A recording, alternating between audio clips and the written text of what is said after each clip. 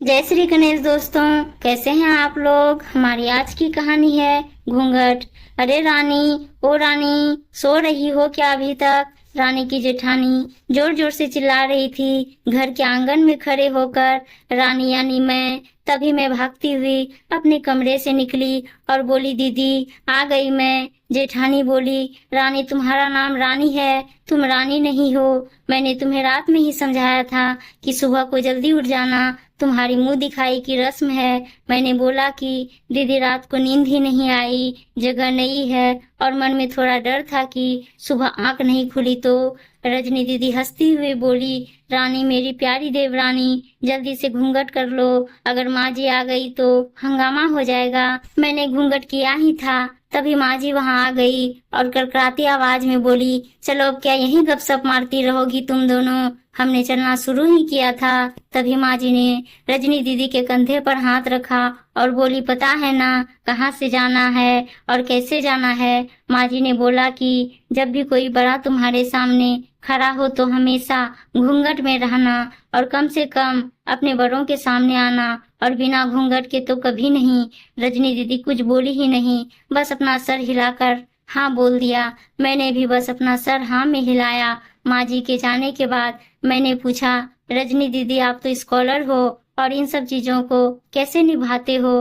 रजनी दीदी मुस्कुराई और बोले कि मैं थारे जेठ जी से बहुत प्यार करती हूँ, इसलिए अभी तक चुपचाप सब चीजें निभा रही हूँ।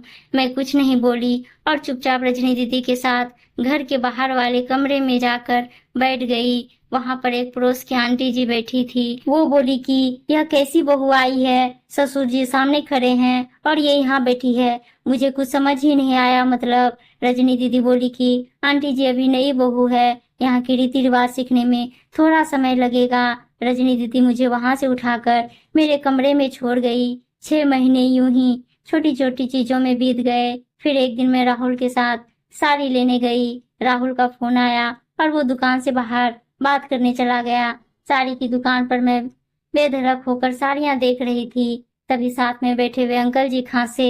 एक बार, फिर 2 बार, फिर 3 बार। मैंने साड़ी वाले भैया से बोला कि भैया इन अंकल जी को पानी दे दो, बहुत खांसी हो रही है इन्हें। अंकल जी भड़क उठे और बोले, क्या बदतमीज लड़की है ये, कुछ शर्म लिहाज है या नहीं इसे। दुकान पर हंगामा देख राहुल बाहर से भागकर अंदर आया और अंदर आते ही अंकल जी के पैर छूकर बोले, मामा जी आप यहाँ। मैं घबरा के दुकान से बाहर निकल आई, एक लंबा घूंघट करके गाड़ी में बैठ गई।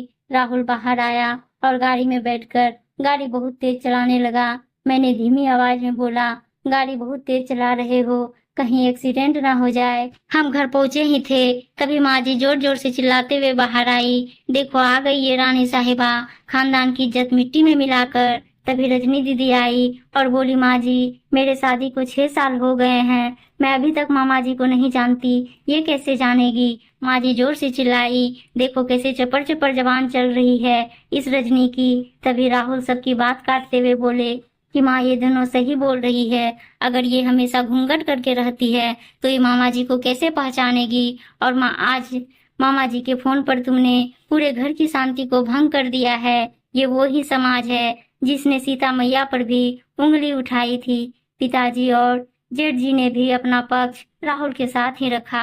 माँ जी थोड़ी देर सोचने के बाद वापस रजनी दीदी और मेरे पास आई और बोली कि तुम दोनों को अपनी मर्यादा पता है, मुझे उम्मीद है कि तुम कभी भी मेरा सिर्फ शर्म से नीचे नहीं झुकने दोगी। हम एक ही परिवार के सदस्य हैं, हमें हमेशा साथ रहना है, अच्छा वक्त हो या बुरा वक्त, हर सदस्य को अपनी मर्यादा पता है। माँ जी ने मुझे और रजनी दीदी को गले लगा लिया। उम्मीद है दोस्तों कहानी अच्छी लगी होगी, और अच्छी अच्छी कहानियां सुनने के लिए चैनल और वीडियो को लाइक शेयर जरूर कर दीजिएगा। धन्यवाद दोस्तों।